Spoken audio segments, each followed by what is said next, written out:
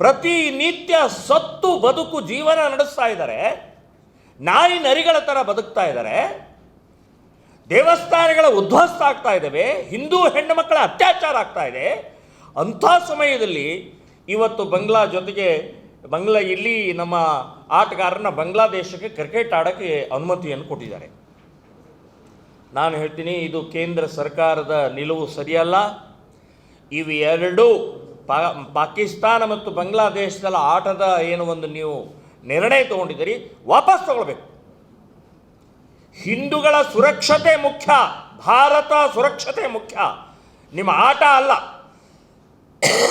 ನಿಮ್ಮ ಕ್ರಿಕೆಟ್ ಅಲ್ಲ, ಹಾಕಿ ಅಲ್ಲ. ಸೊ ನೀವು ದುಡ್ಡಿಗೋಸ್ಕರ ಇವತ್ತು ಆಟ ಆಡ್ತಾ ಇರುವಂಥದ್ದು, ಪ್ರತಿಷ್ಠೆಗೋಸ್ಕರ ಆಟ ಇವತ್ತು ಆಡ್ತಾ ಇರುವಂಥದ್ದು ಇದು ಸರಿಯಲ್ಲ. ಇದರ ವಿರುದ್ಧ, ಕೇಂದ್ರ ಸರ್ಕಾರದ ವಿರುದ್ಧ ನಾವು ಇದರ ಸಂಬಂಧಪಟ್ಟಾಗ ದೊಡ್ಡ ಪ್ರಮಾಣದಲ್ಲಿ ವಾಪಸ್ ತಗೊಳ್ಳದೇ ಇದ್ದರೆ ಹೋರಾಟವನ್ನು ಮಾಡುವಂಥದ್ದು ನಿರ್ಧಾರವನ್ನು ಮಾಡಿದ್ದೀವಿ.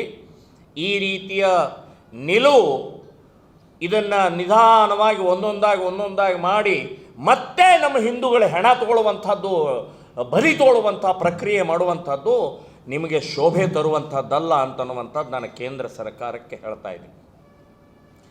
ಇನ್ನೊಂದು ವಿಷಯ ಹೇಳಿ ನಾನು ಮುಗಿಸ್ತಾ ಇದ್ದೀನಿ. ನೇಹಾ ಹಿರೇಮಠ್ ಕೊಲೆ ಆಗಿ 1 ವರ್ಷದ ನಂತರ ಈಗ ಆ ಸಮಯದಲ್ಲಿದ್ದಂಥ ಬಿಸಿ, ಆ ಸಮಯದಲ್ಲಿದ್ದಂಥ ಆಕ್ರೋಶ, ಆ ಸಮಯದಲ್ಲಿ ಸರ್ಕಾರ ನಡ್ಕೊಂಡಂಥ ರೀತಿ ಇವತ್ತು ಇಲ್ಲ. ಹಾಗಾಗಿ ಇಲ್ಲಿಯ ಮುಸ್ಲಿಮರು ಕೂಡ, ಜಮಾತೆ ಇಸ್ಲಾಂ ಇರ್ಬೋದು, ಮುಸ್ಲಿಂ ಮುಲ್ಲಾ ಮೌಲ್ವಿಗಳಿರ್ಬೋದು, ಮೆರವಣಿಗೆ ಮಾಡಿದಿರಿ. ನೇಹಾ ಹಿರೇಮಠಿಗೆ ನ್ಯಾಯ ಸಿಗಬೇಕು ಅಂತನ್ನುವಂಥದ್ದು ಮೆರವಣಿಗೆ ಮಾಡಿದ್ದಾರೆ ನೀವು. ಮತ್ತು ಯಾವುದೇ ಮುಸ್ಲಿಂ ಅಡ್ವೊಕೇಟ್ಗಳು ವಕಾಲತ್ ಹಾಕೋಗಿಲ್ಲ ಅಂತನ್ನುವಂಥದ್ದು ನೀವು ನಿರ್ಣಯ ತಗೊಂಡಿದ್ದೀರಿ. ಇಲ್ಲಿಯ ಕೋರ್ಟ್, ಬಾರ್ ಅಸೋಸಿಯೇಷನ್ ಕೂಡ ನಿರ್ಣಯ ತಗೊಂಡಿದೆ. ಆದರೂ 2 ಮುಸ್ಲಿಂ ಅಡ್ವೊಕೇಟ್ಗಳು ಇವತ್ತು ಜಾಮೀನಿಗೆ ಅಪ್ಲೈ ಮಾಡಿದ್ದಾರೆ. ನಾಳೆ 10ನೇ ತಾರೀಕು ಅದರದ್ದು ಏನಂತನ್ನೋದು ಆರ್ಡರ್ ಆಗೋದಿದೆ. ನಾನು ಹೇಳೋದು, ಸರ್ಕಾರ ನೀವು 3 ತಿಂಗಳಲ್ಲಿ ಬಗೆಹರಿಸ್ತೇನೆ ಅಂತ ಹೇಳಿದರೂ ಬಗೆಹರಿಸಲಿಲ್ಲ. ಈಗ ಜಾಮೀನು ಕೊಡುವಂಥ ಪ್ರಕ್ರಿಯೆ ಏನಾದರೂ ಆದರೆ ಬಹಳ ದೊಡ್ಡ ಪ್ರಮಾಣದಲ್ಲಿ ರಾಜ್ಯ ಸರ್ಕಾರದ ವಿರುದ್ಧ ಹೋರಾಟವನ್ನು ಮಾಡಬೇಕಾಗತ್ತೆ.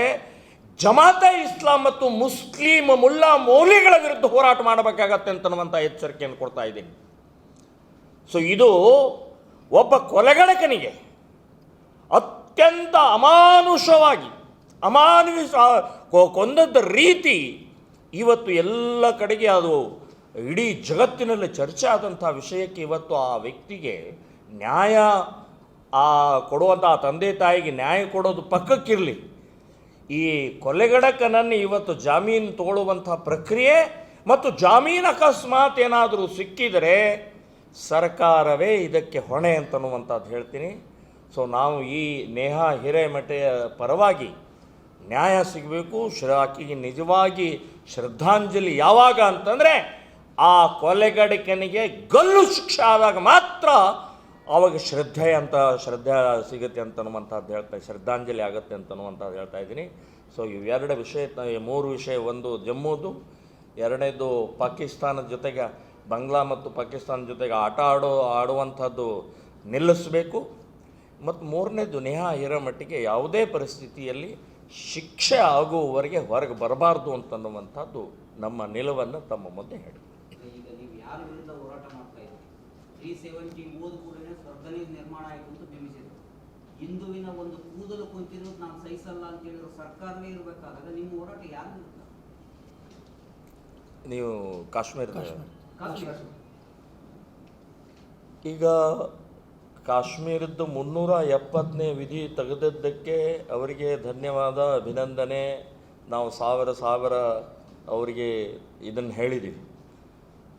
ಆದರೆ 370 ಉದ್ದೇಶ ಏನು?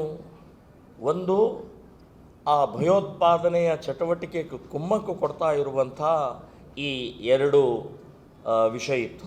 370ನೇ ವಿಧಿ ಮತ್ತು 35ನೇ ವಿಧಿ ಇತ್ತು. ಇನ್ನೊಂದು ಭಾಗ 5 ಲಕ್ಷ ಹಿಂದೂಗಳು ಅಮಾನುಷವಾಗಿ ಒದ್ದು ಹೊರಗೆ ಹಾಕಿದ್ದಾರೆ, ಭಯಾನಕವಾಗಿ.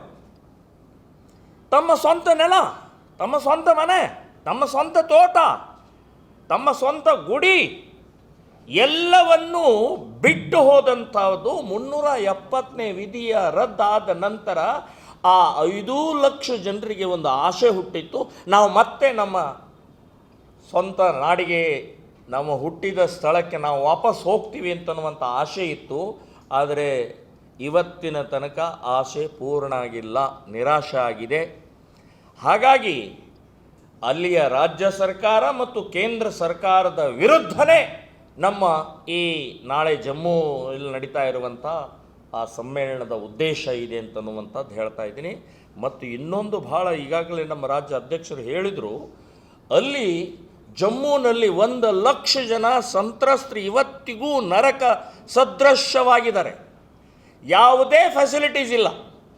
ಒಬ್ಬ ಕೇಂದ್ರದ ಮಂತ್ರಿ, ಒಬ್ಬ ಕೇಂದ್ರದ MP ಅಲ್ಲಿ ಹೋಗಿ ಭೇಟಿ ಕೊಟ್ಟಿಲ್ಲ.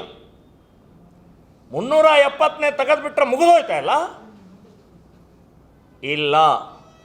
370ನೇ ತೆಗೆದ ನಂತರದ ಅಲ್ಲಿ ಒಬ್ಬೊಬ್ಬ ಹಿಂದುವಿನೂ ಕೂಡ ಪುನಃ ಪ್ರತಿಷ್ಠಾಪನೆ ಆಗಬೇಕು, ಸುರಕ್ಷತೆ ಇರಬೇಕು, ಎಲ್ಲ ಫೆಸಿಲಿಟೀಸ್ ಸಿಗಬೇಕು ಅಂತನ್ನುವಂಥದ್ದು 370ನೇ ವಿಧಿಯ ಈ ಅರ್ಥ ಇದೆ. ಇದರ ಜೊತೆಗೆ ನಾವು ಸೇರಿಸಿದ್ದೀವಿ. ಆದರೆ ಇವತ್ತು ಸರ್ಕಾರ 370 ತೆಗೆದಿದ್ದೇ ದೊಡ್ಡ ನಾವು ಕಿರೀಟ ಹಾಕ್ಕೊಂಡು ಓಡಾಡುವಂಥ ಪ್ರಕ್ರಿಯೆ ಮಾಡ್ತಾ ಇದೆಯಲ್ಲ, ಅಲ್ಲಿಯ ಪನೂನ್ ಕಾಶ್ಮೀರ್ 35 ವರ್ಷದಿಂದ ಹಿಂದೂಗಳು ಪನೂನ್ ಕಾಶ್ಮೀರ್ ನಮ್ಮ ಕಾಶ್ಮೀರ ಅಂತ ಹೋರಾಟ ಮಾಡ್ತಾ ಇದ್ದಾರೆ. ಅವ್ರಿಗೆ ನೋವಾಗಿದೆ, ಸಿಟ್ಟು ಬಂದಿದೆ. ಕೇಂದ್ರ ಸರ್ಕಾರದ ವಿರುದ್ಧನೇ ನಾಳೆ ಜುಲೈ 13ನೇ ತಾರೀಕು ನಡೀತಾ ಇರುವಂಥ ಸಮ್ಮೇಳನ ಅಂತ. ಹಿಂದೂಗಳ ರಕ್ಷಣೆ ನಮ್ಮಿಂದ ಮಾತ್ರ ಸಾಧ್ಯ ಅನ್ನೋ ರೀತಿಯಲ್ಲಿ ಬಿಲ್ಡಪ್ ಕೊಟ್ಕೊಂಡು ಹೋಗ್ತಾರೆ ಮೋದಿ ಏನು ಕೇಂದ್ರ ಸರ್ಕಾರದ ಪ್ರತಿನಿಧಿ. ಅಲ್ಲಿ ನೋಡಿದ್ರೆ ನಿರಾಶ್ರಿತರ ಕೇಂದ್ರದಲ್ಲಿ ಈ ಥರದ ಸ್ಥಿತಿ ಇದೆ. ಮುಂದೆ ಏನಂತ ನಿಮ್ಮ ಹೋರಾಟ? ಈಗ ಅದನ್ನೇ ಆ ಸಮ್ಮೇಳನದಲ್ಲಿ ಪನೂನ್ ಕಾಶ್ಮೀರದ ಅಂತಾರಾಷ್ಟ್ರೀಯ ಮಟ್ಟದಲ್ಲಿ ಎಲ್ಲ ಕಡೆಗೆ ಹರಡಿದಂಥ ಆ ಕಾಶ್ಮೀರಿ ಹಿಂದೂಗಳು ಬರ್ತಾ ಇದ್ದಾರೆ, ಬಹಳ ದೊಡ್ಡ ಪಂಡಿತರು ಬರ್ತಾ ಇದ್ದಾರೆ, ಬಹಳ ದೊಡ್ಡ ಹೋರಾಟಗಾರರು ಬರ್ತಾ ಇದ್ದಾರೆ. ಸೊ ಅವರು ಅಲ್ಲಿ ನಿರ್ಣಯವನ್ನು ತಗೊಳ್ತಾರೆ. ಅಲ್ಲಿ ಏನು ನಿರ್ಣಯವನ್ನು ತಗೊಳ್ತಾರೆ ಆ ನಿರ್ಣಯಕ್ಕೆ ನಾವು ಬದ್ಧರಾಗಿದ್ದೀವಿ. ಮತ್ತು ನನ್ನ ಅನಿಸಿಕೆ ಇಷ್ಟೇ, ಇಡೀ ದೇಶದಲ್ಲಿ ಇವತ್ತು ಕಾಶ್ಮೀರಿ ಹಿಂದೂಗಳನ್ನು ಪ್ರತಿಷ್ಠಾಪನೆ ಮಾಡಿ ಅಂತ ಹೇಳಿ ದೊಡ್ಡ ಆಂದೋಲನವನ್ನು ತಗೊಳ್ಳುವಂಥದ್ದು ವಿಚಾರ ಇದೆ. ಅಲ್ಲಿ ಅದು ನಿರ್ಣಯ ಆಗುತ್ತೆ ಅಂತನ್ನುವಂಥದ್ದು ಹೇಳ್ತಾ ಇದ್ದೀನಿ. ಈಗ 80ರ ದಶಕದಲ್ಲಿ ಹಿಂದೂ ವಿರೋಧಿ ಸರ್ಕಾರ ಇತ್ತು, ಒಪ್ಪಬಹುದು. ಕಳೆದ 10 ವರ್ಷದಲ್ಲಿ ಆದರೂ ಕನಿಷ್ಠ ಇಂತಿಷ್ಟು ಜನ ಹೋಗಿದ್ದಾರೆ ಅಂತ ಖುಷಿನಾದ್ರೂ ಪಡಬೇಕಾಗಿತ್ತು. ಆಫೀಸ್ ಹೋಗಿದ್ದಾರೆ, ತಮ್ಮ ಬದುಕನ್ನು ಕಟ್ಕೊಂಡಿದ್ದಾರೆ ಪಂಡಿತರು. ಯಾಕಾಗಿಲ್ಲ ಇಷ್ಟೊತ್ತು ಈ 10 ವರ್ಷದಲ್ಲಿ? ಇದು ನನ್ನ ಅನಿಸಿದ ಮಟ್ಟಿಗೆ ಕೇಂದ್ರ ಸರ್ಕಾರದ ಒಂದು ವಿಫಲ ಇದು.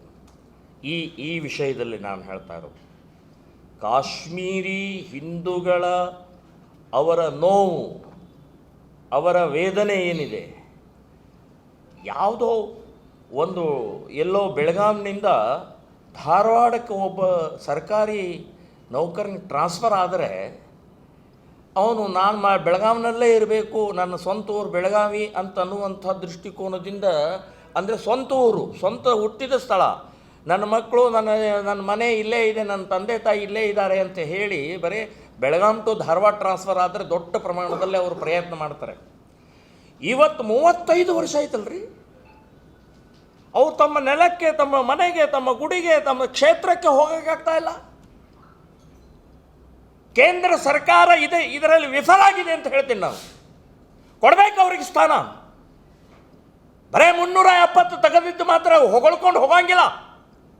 5 ಲಕ್ಷ ಜನ ಅನಾಥರಾಗಿದ್ದಾರಲ್ರಿ. ಸಂವಿಧಾನ ಇದೆ, ಮಿಲಿಟರಿ ಇದೆ, ಪೊಲೀಸರಿದ್ದಾರೆ, ರಾಜಕೀಯ ವ್ಯಕ್ತಿಗಳಿದ್ದಾರೆ. ಏನು ಮಾಡ್ತಾ ಇದ್ರಿ ನೀವು? ಸೊ ಆ ನೋವನ್ನು, ಆ ಸಿಟ್ಟ ವೇದನೆಯನ್ನೇ ನಾವು ಜುಲೈ 13ನೇ ತಾರೀಕು ಏನು ಒಂದು ನಡೀತಾ ಇದೆ ಅಲ್ಲಿ ವ್ಯಕ್ತಪಡಿಸ್ತೀವಿ. ಮತ್ತು ಇಡೀ ರಾಷ್ಟ್ರಾದ್ಯಂತ ಅದರ ವಿರುದ್ಧ ಹೋರಾಟವನ್ನು ಮಾಡುವಂಥ ಪ್ರಕ್ರಿಯೆ, ಅಲ್ಲಿ ನಿರ್ಣಯವನ್ನು ತಗೊಳ್ಳುವಂಥದ್ದು ಇದೆ ಅಂತ ಅನ್ಕೊಂಡು. ಗ್ಯಾರಂಟಿ ನ್ಯೂಸ್, ಸುದ್ದಿ ಖಚಿತ, ನ್ಯಾಯ ನಿಶ್ಚಿತ.